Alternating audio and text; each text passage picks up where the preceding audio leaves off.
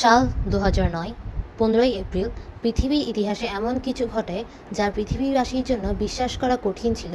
Hello বন্ধুরা, আজকের movie Sully miracle on the Hudson. মুভির শুরুতেই দেখা যায় ক্যাকটাস ১৫৪৯ নামক একটি প্লেনকে লাকোয়ার্ডিয়া নামক এয়ারপোর্টে রানওয়ে 4 থেকে আকাশপথে যাওয়ার সময় এটির দুটি ইঞ্জিনই নষ্ট হয়ে যায়। এমন অবস্থায় যখন প্লেনটি আবারও ফিরে আসতে চায়, তখন যাত্রীসহ ওই প্লেনটি একটি বিল্ডিংয়ে ধাক্কা খেয়ে এক বিশাল বিস্ফোরণ ঘটায়। ওই দৃশ্যের পর এই ব্যক্তিকে দেখানো হয়। এই ব্যক্তির নাম জ্যাসলি সুলি সুলেনবার্গার, সংক্ষেপে সুলি। সে পেশায় একজন পাইলট।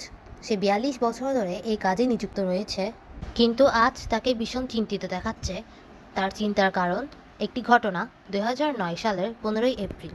ক্যাপ্টেন সুলি, তার সহকারী পাইলট এবং কিছু সংখ্যক সহকর্মী ক্যাকটাস ১৫৪৯ নামক একটি প্লেন এবং মোট ১৫৫ জন যাত্রী সমেত লাকোয়ার্ডিয়া থেকে আকাশপথে রওনা হয়। কিন্তু প্লেনটা টেক অফ করার কিছুক্ষণ পর ২৮০০ ফিট উচ্চতায় প্লেনটির সামনে এক ঝাঁক পাখি চলে আসে।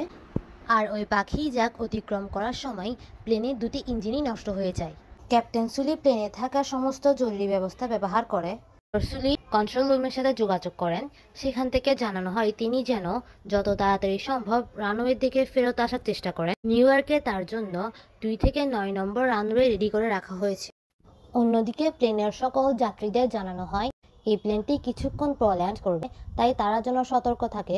এটি শুনে সকল যাত্রীরা ভয় পেয়ে যায়। ক্যাপ্টেন সুলি জানায় তার পক্ষে এই প্লেন নিয়ে রানওয়ে অবধি যাওয়া সম্ভব হবে না, কারণ নষ্ট হয়ে যাওয়া দুটি ইঞ্জিন নিয়ে এই প্লেনটি ৭ মাইল দূরে থাকা রানওয়ে অবধি পৌঁছতেই পারবে না। তাই ক্যাপ্টেন সুলি ঠিক করেন তিনি এই প্লেনটাকে হাডসন নদীতে ল্যান্ড করবেন। এরপর তার কন্ট্রোল রুমের সাথে যোগাযোগ বিচ্ছিন্ন হয়ে যায়।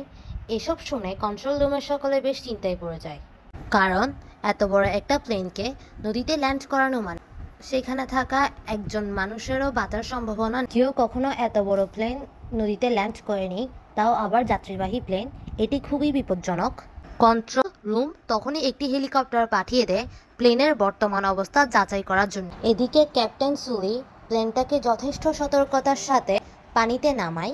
বিশাল যাত্রীবাহী প্লেনটি পানিতে ল্যান্ডিং করার ফলে মনে হচ্ছিল পানিতে যেন ঝড় উঠেছে। এদিকে প্লেনের ভেতর থাকা যাত্রীরা ভূমিকম্পের মতো কম্পন অনুভব করে প্লেনের ভেতরের সকল লাইট নিভে যায়। সৌভাগ্যবশত প্লেনটা সফলভাবে ল্যান্ডিং করতে সক্ষম হয়। প্লেনটা থামার পর সকল দরজা খুলে দেওয়া হয় এবং ক্যাপ্টেন সকল যাত্রীকে একে একে বাইরে বের করার নির্দেশ দেয়।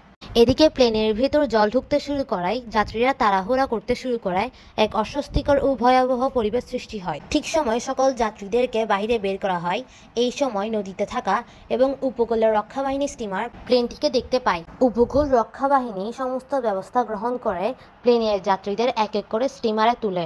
বিমান বিভাগ থেকেও হেলিকপ্টার করে প্রশিক্ষণপ্রাপ্ত কয়েকজন সাঁতারুকে পাঠানো হয়। অবশেষে ছোটখাটো আঘাত পেলেও সব যাত্রীরা প্রাণে বেঁচে যায়। অবশেষে ক্যাপ্টেন সুলি ও তার সহকারী বিমান চালক প্লেন থেকে বেরিয়ে আসে। সুলি তার জীবনের তোয়াক্কা না করে সকলের জীবন বাঁচিয়েছে। এটা মুহূর্তের মধ্যে সব জায়গায় ছড়িয়ে পড়ে। প্লেনে থাকা কোনো যাত্রী এখনো বিশ্বাস করতে পারছিল না যে তারা এই যাত্রায় বেঁচে গেছে। এটি ক্যাপ্টেন সুলিকে সাধারণ মানুষ থেকে একজন রিয়েল লাইফ হিরো বানিয়ে দেয়। কিন্তু ক্যাপ্টেন সুলি কন্ট্রোল রুমের নির্দেশ অমান্য করে নিজ সিদ্ধান্তে প্লেনটি নদীতে ল্যান্ড করায় তার বিরুদ্ধে একটি তদন্ত করা হয়। প্রথমে ক্যাপ্টেন সুলি ও তার সহকর্মীদের সাথে তদন্তকারী কমিটির একটি বৈঠক বসানো হয়। ক্যাপ্টেন সুলিকে যখন বলা হয় আজকে আমরা প্লেন ক্র্যাশ নিয়ে আলোচনা করব, তখন সুলি বলল, আপনি ভুল বলেছেন, প্লেনটি ক্র্যাশ করেনি। আমি সেটিকে পানিতে ল্যান্ডিং করিয়েছিলাম। এটিকে ওয়াটার ল্যান্ডিং বলে। এটি একটি ইমার্জেন্সি ছিল। কমিটি জিজ্ঞেস করে আপনি কেন লাকোয়ার্ডিয়া ফেরত আসেননি। ক্যাপ্টেন জানায় তখন ৭ মাইল অতিক্রম করার মতো পরিস্থিতি ছিল না। একমাত্র নদীটাই ছিল যেখানে আমি সুস্থভাবে প্লেনটা ল্যান্ডিং করতে পারবো বলে মনে করেছিলাম। কমিটি বলল আমরা কম্পিউটার গ্রাফিক্সের মাধ্যমে বোঝার চেষ্টা করব সত্যিই কি আপনি প্লেনটি নিয়ে ফিরে আসতে পারতেন, নাকি শুধুমাত্র আপনার পাগলামির জন্য এসব করেছেন। এছাড়া কমিটি আরও জিজ্ঞেস করেন প্লেন টেক অফ করার পূর্বে আপনি কতটুকু ঘুমিয়েছিলেন, আপনি কি শারীরিকভাবে সুস্থ ছিলেন। ক্যাপ্টেন সোলের জবাব দেয় সে সম্পূর্ণ সুস্থ ও স্বাভাবিক ছিল। কমিটির প্রশ্ন শুনেই বোঝা যাচ্ছিল তারা যে কোনো উপায়ে প্রমাণ করতে চায় ক্যাপ্টেন সুলি নদীতে প্লেন ল্যান্ড করে বিরাট বড় ভুল করেছেন। এদিকে সুলি তদন্তের কারণে বাড়িতে পৌঁছাতে না পারায় তার স্ত্রী অনেক চিন্তায় পড়ে যায়। সমস্ত নিউজ চ্যানেলে তাকে নিয়ে কখনো ভালো কখনো খারাপ বিভিন্ন কথা বলা হতে থাকে। ক্যাপ্টেন সুলিকে দেখা যায় সে যথেষ্ট ভেঙে পড়েছে। 42 বছরের কর্মজীবনে সে লক্ষ লক্ষ মানুষকে তাদের গন্তব্যে দায়িত্ব সহকারে পৌঁছে দিয়েছে, কিন্তু মাত্র 208 সেকেন্ডের একটা ঘটনার জন্য তার উপরে আঙ্গুল তোলা হচ্ছে। তিনি সবসময় কল্পনা করতে থাকেন তিনি যদি রানওয়ের দিকে প্লেনটিকে নিয়ে আসতেন তাহলে কোনো না কোনো একটি বিল্ডিংয়ের সাথে সেটি ধাক্কা খেত এবং বিস্ফোরণ হতো। তার এই কল্পনাটাই মুভির প্রথম দৃশ্যে দেখানো হয়েছে। ক্যাপ্টেন সুলির উপর এতটাই মানসিক চাপ দেওয়া হয়েছে যে তিনি মাঝে মাঝে হ্যালোসিনেট করতে শুরু করেছেন যে সত্যি কি আমি প্লেনটিকে নিয়ে রানওয়েতে ফিরে আসতে পারতাম, যদি ফিরে আসতাম তাহলে কি হতো। এটা ভাবতেই তার মনের মধ্যে চলে আসে যদি আমি সেদিন প্লেনটাকে নিয়ে ফেরত আসতাম তাহলে সেটা কোনো না কোনো এক বিল্ডিংয়ের সাথে ধাক্কা খেয়ে সকল মানুষ মারা যেত। তাই আমি যেটা করেছি সেটা ঠিক করেছি যে প্লেনটাকে নদীতে ল্যান্ড করিয়েছি। তদন্ত কমিটির সন্দেহ ক্যাপ্টেনকে মানসিকভাবে অসুস্থ করে তুলছিল। ক্যাপ্টেন সুলির সহকারী পাইলটকেও জিজ্ঞাসাবাদ করা হয়। সহকারী পাইলটও জানায় যখন প্লেনের ইঞ্জিন খারাপ হয়ে গিয়েছিল তখন সকল জরুরি ব্যবস্থা নেওয়া হয়েছিল। প্লেন চালানোর যে নিয়মাবলী থাকে সেটা অনুযায়ী ইমার্জেন্সি বা গুরুত্বপূর্ণ সিচুয়েশনে যে 15টি কাজ করতে বলা হয়ে থাকে সেই 15টি কাজ তারা করেছিল। তবুও প্লেনটাকে রানওয়েতে ফেরত আনা সম্ভব ছিল না। ক্যাপ্টেন সুলি যদি প্লেনটাকে নদীতে ল্যান্ড না করাতেন তাহলে আমরা সকলেই মারা যেতাম, এটা বলে সহকারী পাইলট। দেখতে দেখতে তদন্ত শেষ হয়ে যায়। তদন্তের রেজাল্ট আসার সময় হয়ে যায়।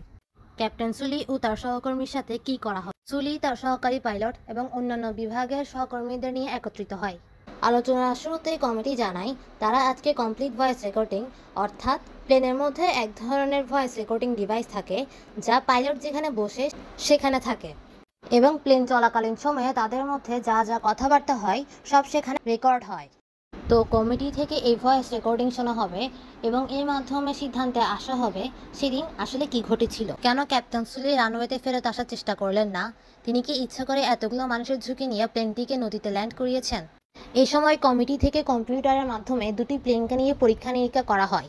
বিমানবন্দর থেকে একই দূরত্ব একই উচ্চতায় থাকা কোনো প্লেনে যদি এক ঝাঁক পাখির আক্রমণে দুটো ইঞ্জিনই নষ্ট হয়ে যায় তাহলে সেই প্লেনটি কি রানওয়েতে ফেরত আসা সম্ভব ছিল নাকি ছিল না, এটা তারা পরীক্ষা করে দেখতে থাকে।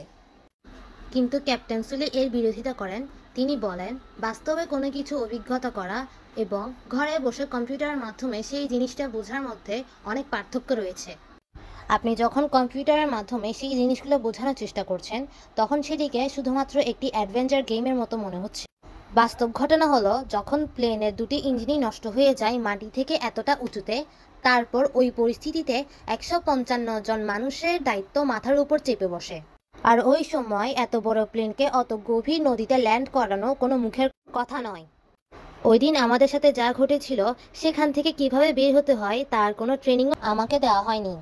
এরপর তদন্তকারী কমিটি সেই ভয়েস রেকর্ডটি শুনে রেকর্ডিং থেকে স্পষ্ট শোনা যায় ক্যাপ্টেন যখন এই পরিস্থিতির সম্মুখীন হয়েছিল তখন শেষবারের মতো প্লেনটাকে বাম দিকে ঘুরিয়ে লাকোয়ারিয়া আসার চেষ্টা করে, কিন্তু প্লেনটা দ্রুত গতিতে নিচে নামতে শুরু করেছিল এবং ওই সময় তার আর কিছু করার ছিল না। তাই বাধ্য হয়ে সকলের জীবন বাঁচানোর জন্য সে প্লেনটাকে হাডসন নদীতে ল্যান্ড করায়। ওই পরিস্থিতিতে ওই রকম একটা প্লেনকে নদীতে ল্যান্ড করানোর জন্য কতটা দক্ষতা থাকতে হয় এবং একটা পাইলটের মানসিক শক্তি কতটা দৃঢ় হলে এটা করতে পারে সেটি নিয়ে কারো কোনো সন্দেহ রইল না। এরপর তদন্ত কমিটি জানায় ক্যাপ্টেন সুলি যা করেছে তা সত্যি একটি অলৌকিক ঘটনার মতো। এরকম আগে কখনো ঘটেনি এবং এটা ইতিহাসে খুব অদ্ভুত ঘটনা হয়ে থাকবে। কমিটি জানায় ইতিমধ্যে প্লেনে দুটি ইঞ্জিনই উদ্ধার করা হয়েছে এবং জানা গেছে সত্যি ইঞ্জিন দুটো খারাপভাবে ক্ষতিগ্রস্ত হয়েছিল এবং ওই ইঞ্জিনের সাহায্যে প্লেনটাকে কখনোই রানওয়ে অবধি আনা সম্ভব ছিল না। ক্যাপ্টেন সুলিকে সম্পূর্ণরূপে নির্দোষ ঘোষণা করা হয়। ক্যাপ্টেন সুলি জানান তিনি একা নন, ওখানে থাকা সমস্ত উপকূল রক্ষাকারীদের স্টিমার সঠিক সময়ে চলে আসার জন্য কাজটা ভালো করে সম্পন্ন হয়েছে এবং সবাই প্রাণে বেঁচে গেছে। এখানেই এই মুভিটি শেষ হয়। অবিশ্বাস্য মনে হলেও এটি একটি সত্য ঘটনা ছিল।